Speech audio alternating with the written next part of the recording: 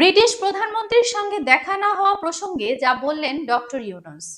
অন্তর্বর্তী সরকারের প্রধান উপদেষ্টা ডক্টর মোহাম্মদ ইউনূস 4 দিনের সফরে সোমবারে যুক্তরাজ্যে গিয়েছিলেন। তার সফরকে সরকারি সফর হিসেবে ঘোষণা করেছিল যুক্তরাজ্য।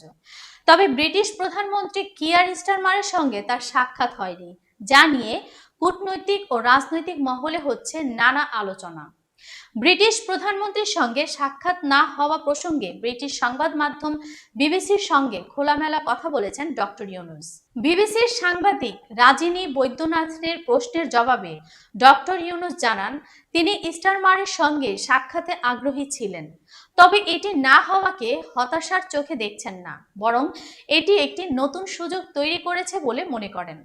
তিনি বলেন, হয়তো তিনি ব্যস্ত ছিলেন বা অন্য কোনো কারণে দেখা করা সম্ভব হয়নি, তবে এতে করে আমার জন্য একটা বড় সুযোগও তৈরি হয়েছে।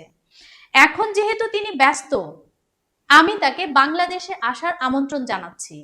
আমরা একসঙ্গে সময় কাটাতে পারবো, যা ঘটছে তা দেখাতে পারবো এবং তিনি পুরো পরিস্থিতি উপলব্ধি করতে পারবেন।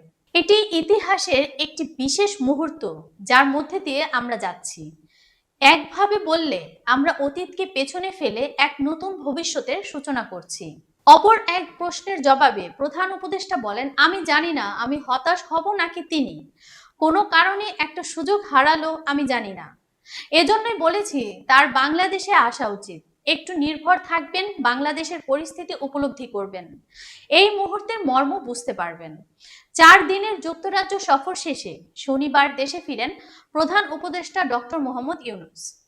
শনিবার সকাল 9টা 45 মিনিটে হযরত শাহজালাল বিমানবন্দরে অবতরণ করেন তিনি।